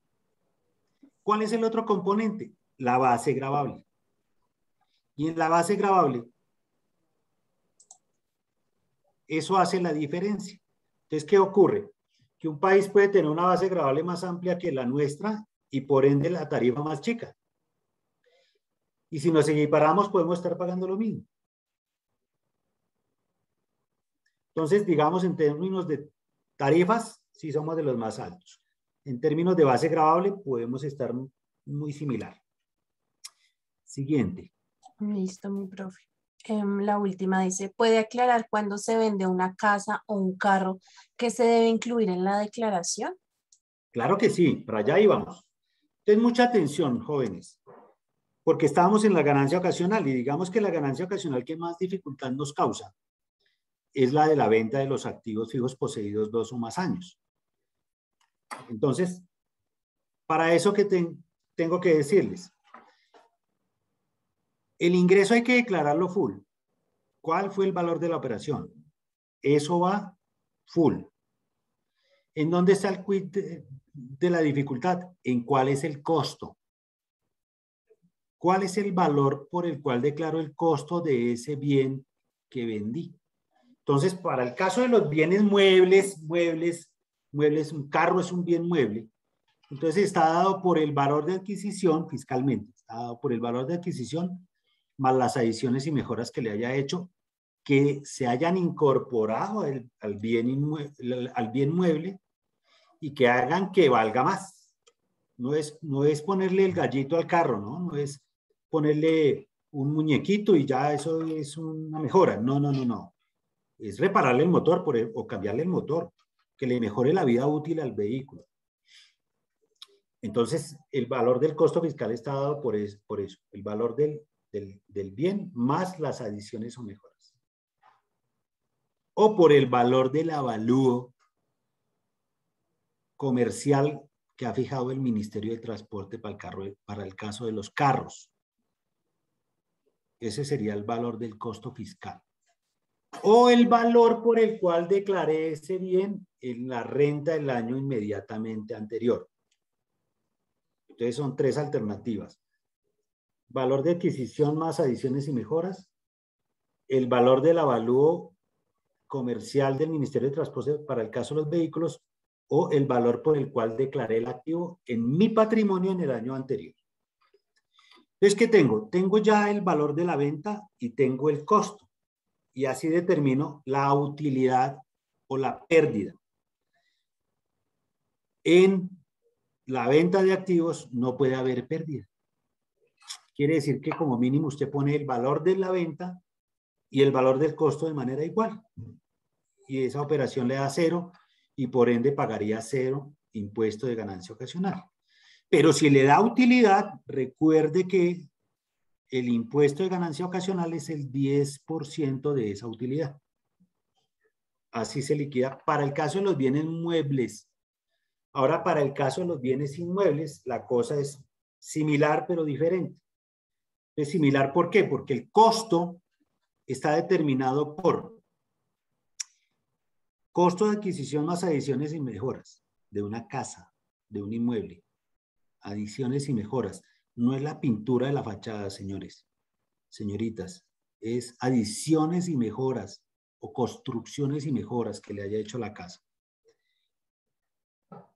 Eso más una cosa que llaman reajustes fiscales. Los reajustes fiscales son un porcentaje del IPC que usted le puede aplicar a sus bienes año a año cuando los está declarando patrimonialmente. Si lo ha hecho, eso se vuelve costo fiscal.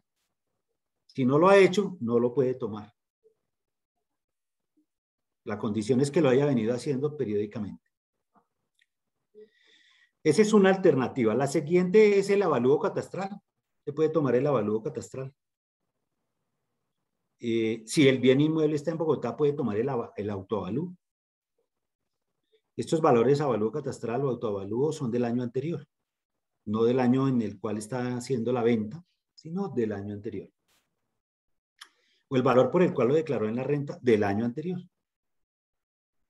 Y los naturales, las personas naturales, tenemos una prerrogativa que es en aplicación de un artículo que es el artículo 73 del estatuto, que dice que puede tomar el valor de adquisición, aplicarle un factor que está dado por, ese factor lo señala el gobierno nacional año a año, y es una tablita en donde, ¿qué tiene la tablita? La tablita tiene unos factores, unos números frente a unos años. Esa tabla viene del año 1956 hasta el año pasado. Entonces, dependiendo del año en que usted adquirió el bien, va al factor que hay enfrente al año y toma el valor de adquisición del inmueble y le aplica ese factor. Eso no es un porcentaje, es un valor absoluto. Entonces toma usted el valor del factor, lo multiplica por el precio de adquisición y el resultado de esa operación será el costo fiscal.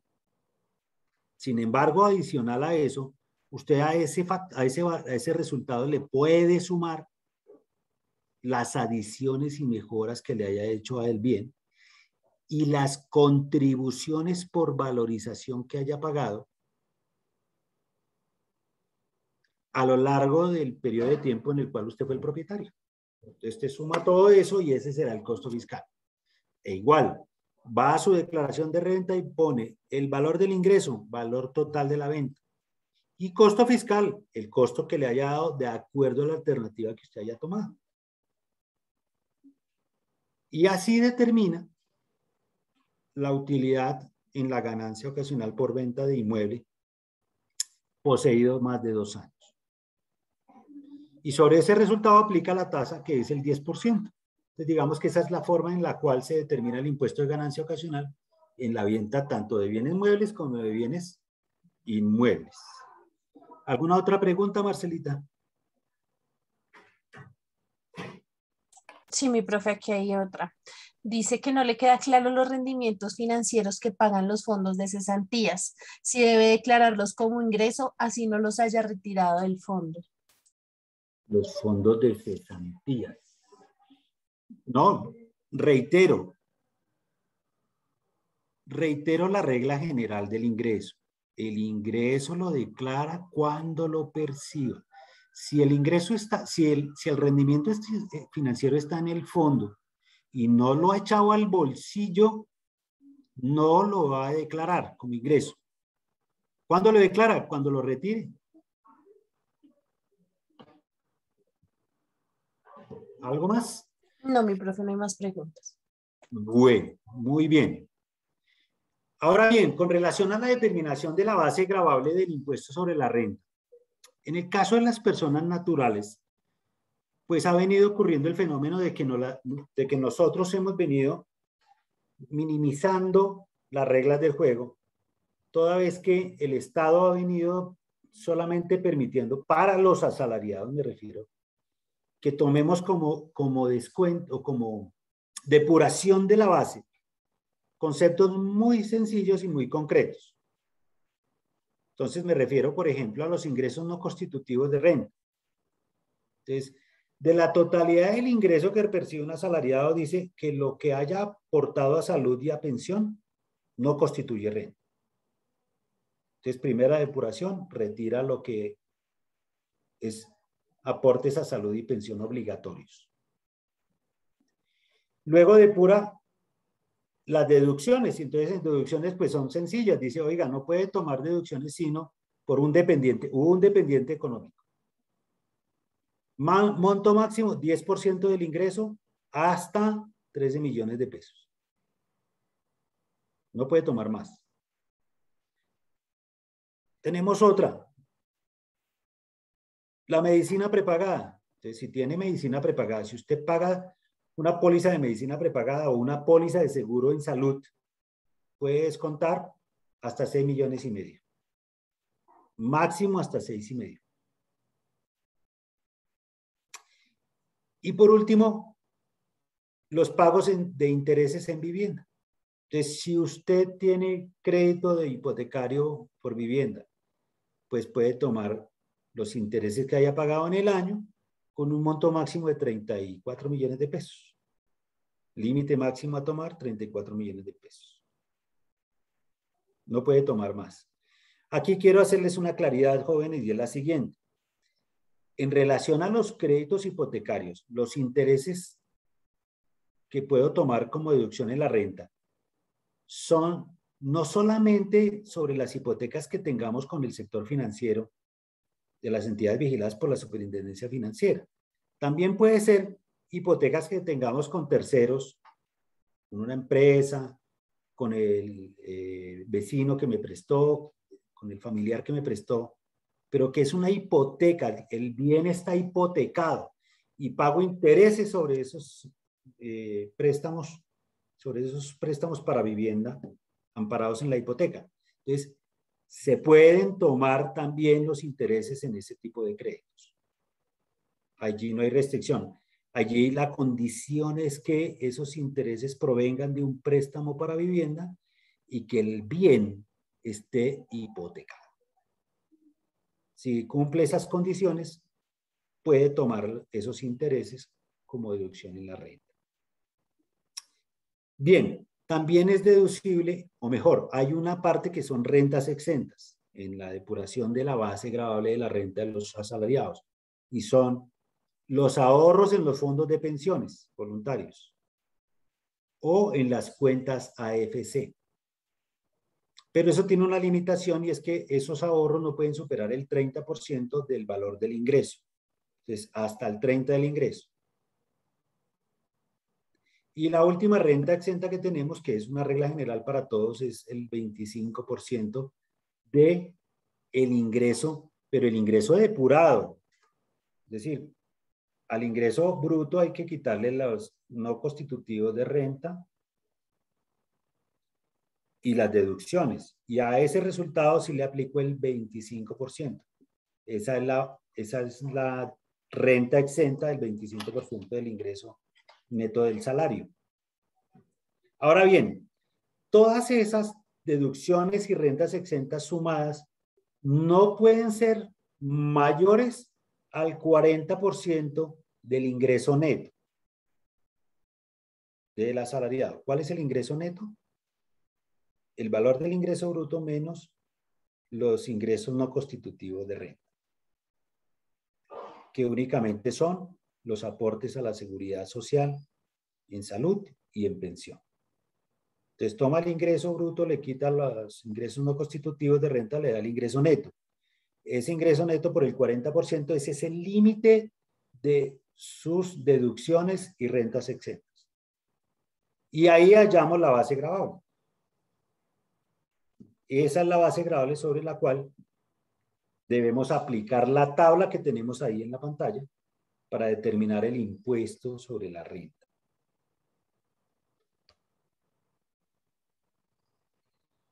Para el caso de ingresos de otra naturaleza, el caso de los pensionados toda su renta es exenta hasta ahora. Esperamos que la reforma tributaria la mantenga como renta exenta. Rentas de capital, pues son los rendimientos financieros y los arrendamientos. Y los derechos de autor. Lo que paguen por derechos de autor va en esa cédula de rentas de capital.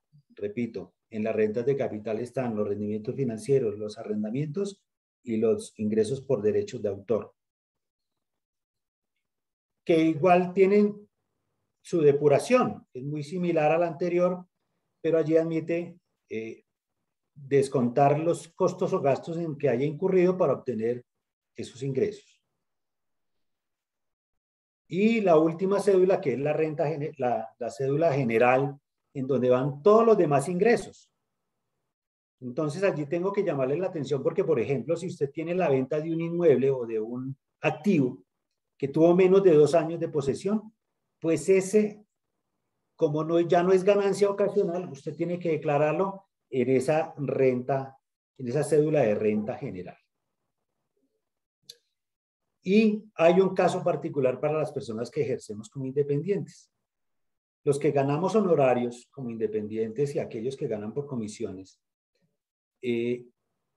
nos han dividido en 2 grupos. Entonces, un grupo es para aquellos que Para obtener el ingreso no requerimos de personas que nos apoyen, sino que directamente hacemos el trabajo y obtenemos el ingreso.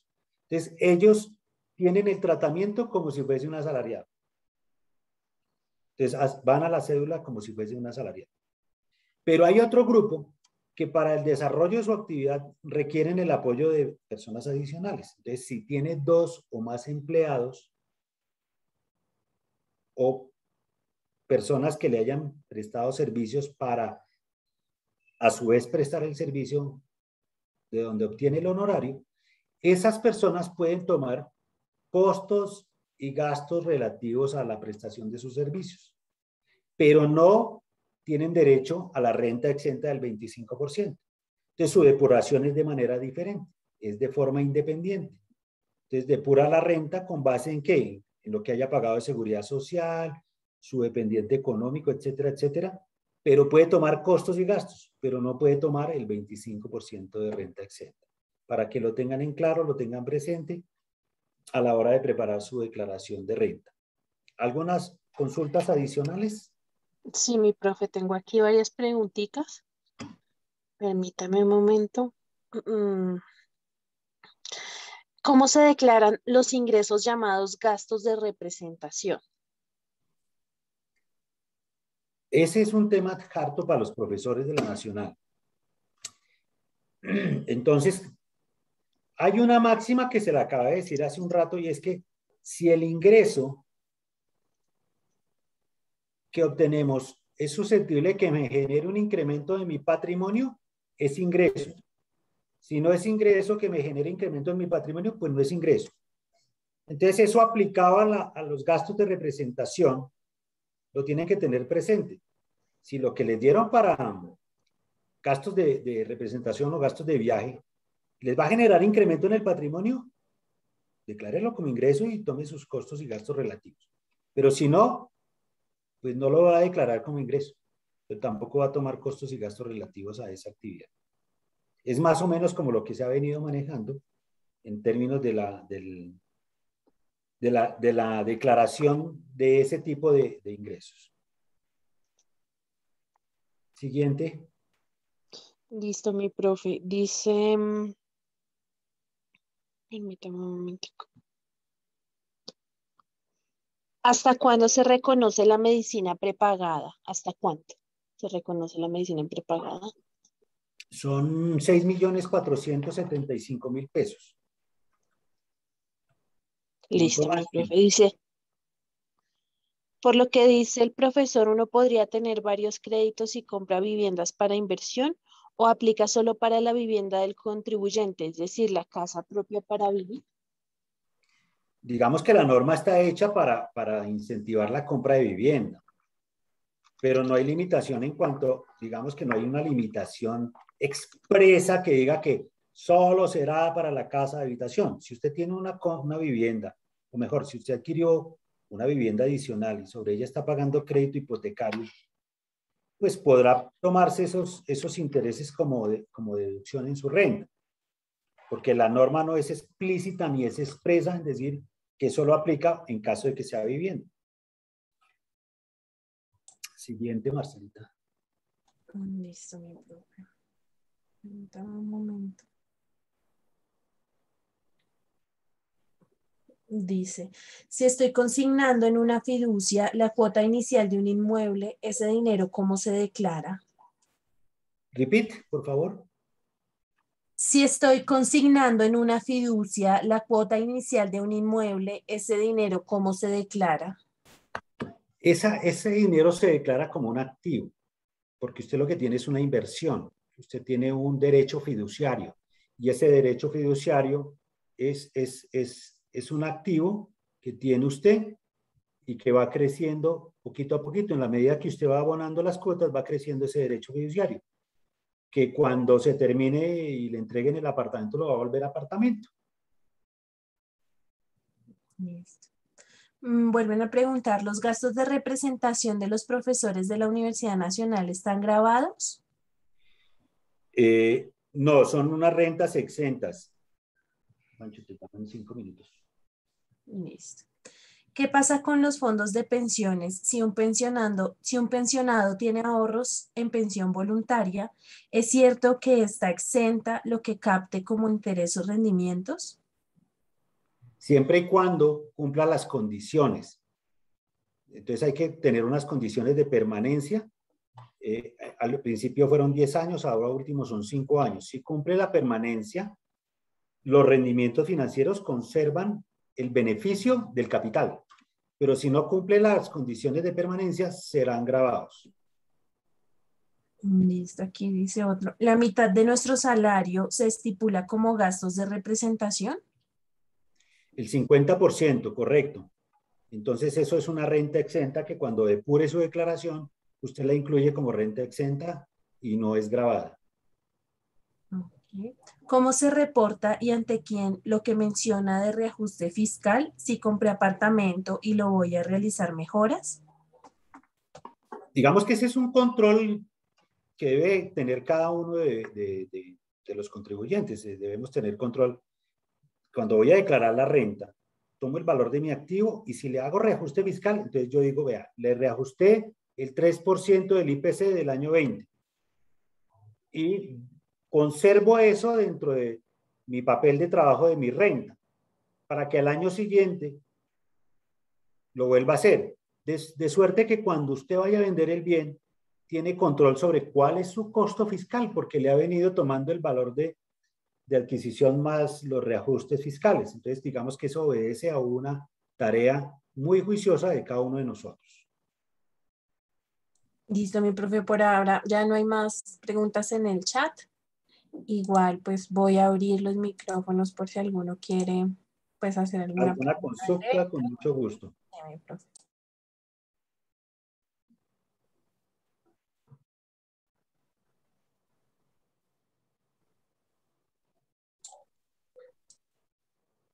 Muy buenas tardes, profesor. Yo Buenas no sé si me tardes. escuchan. Tengo, Sí. qué pena molestar con el mismo tema de los gastos de representación. Mi contadora me dice que, aunque ella lo escatima ahí, el sistema no permite, digamos, deducirlos. Por ahí hay un chat, digamos, o unos correos dentro de la Universidad Nacional del profesor en SEA, que él nos dice que la declaración, mejor dicho, que no nos podemos dejar amedrentar porque yo fui víctima digamos, de tener que hacer una corrección de una multa y de unos valores, a mi modo, muy altos. Y es porque todo mi salario, que la mitad son gastos de representación, todo entra como si fuese ingresos y todo es grabado. Qué pena la pregunta. Bueno, yo la verdad no conozco el aplicativo de la DIAN, cómo está funcionando este año. No lo conozco de primera mano. Pero en principio les diría, mire, si el aplicativo no me permite descontar mi renta exenta, tómelo como un ingreso no constitutivo de renta. Porque es que es perfectamente explicable el día que la Administración de Impuestos me revise mi declaración de que el aplicativo no me permitió tomar un beneficio que es de derecho. Entonces lo tomaría como renta exenta. Listo, mi profe. La profesora Amanda Ortiz también levantó la mano para que Muy por buenas favor tardes, profesor. Amanda. La consulta que yo tengo es si yo hago las mejoras en el apartamento o en la casa y no lo registré en esa época porque no sabía, ¿puedo empezar a hacerlo desde esta vez? Eso ya hace 3 años, yo hice mejoras y todo y no sabía que se podía registrar eso. Entonces, ¿lo puedo hacer así haya pasado todo ese tiempo? La idea es que haga la tarea juiciosa. Entonces, si no va a vender el inmueble en el corto plazo, pues inclúyalas como mayor valor del bien en el patrimonio. Okay, muchas gracias. La profesora Karen Fonseca también tiene la mano. A ver, Karen. Y Marcela, tengo voz rara, pero pues voy a hablar por la profesora Karen. Muchas gracias. Listo, hola, Karen. Adelante, señor. Sobre la consulta que hacía el profesor hace un instante sobre los gastos de representación. Yo ya tuve que hacer mi declaración de renta porque soy de los primeros. Entonces, sí, hay dos aplicativos, Ayuda Renta y ayuda a renta permite meter los gastos de representación como con un valor aparte. Es más, y el otro que es entrando como usuario a la página de la DIAN, como usuario registrado, cuando usted entra, la primera pregunta que le hace ¿es usted profesor o rector de universidad? ¿Cuántos fueron sus gastos de representación? Y se los Esa toma como es la exentos. clave. Sí, señor. Se los Muchas toma gracias. como exentos. Y además no los incluye en el 40% de la limitante. Muchas Correcto. gracias, profesor. Muchas gracias por la aclaración. Entonces, para todos, la clave para poder tomar ese 50 es cuando usted apenas ingresa al aplicativo y contesta las preguntas que le están haciendo, para que allí le permita desplegar el formulario que sí le permite tomar el 50% de sus gastos de representación. Bueno, no hay nadie más. Parece que ya estamos bien. La conferencia quedará grabada y la subiré en el YouTube de FODUN. Es perdón, ya les pongo el link para que pues puedan acceder al YouTube mejor. Igual les mandaré también un correo a las personas que participaron, pues enviándoles la conferencia para que la tengan presente. Bueno, Otra pregunta, bien. profesor, antes de irnos. Amandita, ya estoy saliendo. Sí. En relación a la parte de la medicina prepagada, ¿ese monto es solamente por lo que uno pague por uno o por lo que pague por la póliza que tiene para la familia? Es la póliza que tenga tomada, indistintamente quienes estén en la póliza. Ok, muchas gracias. Bueno. Muchísimas gracias a todos y una feliz tarde.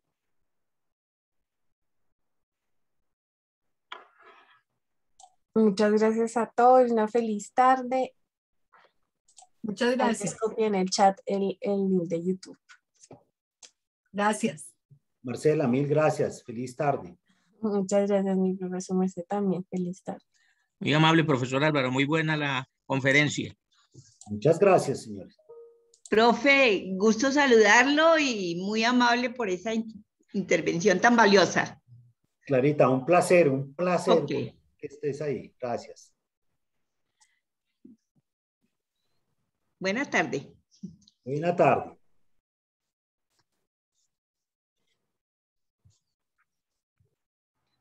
Gracias, muy amables. Muchas gracias.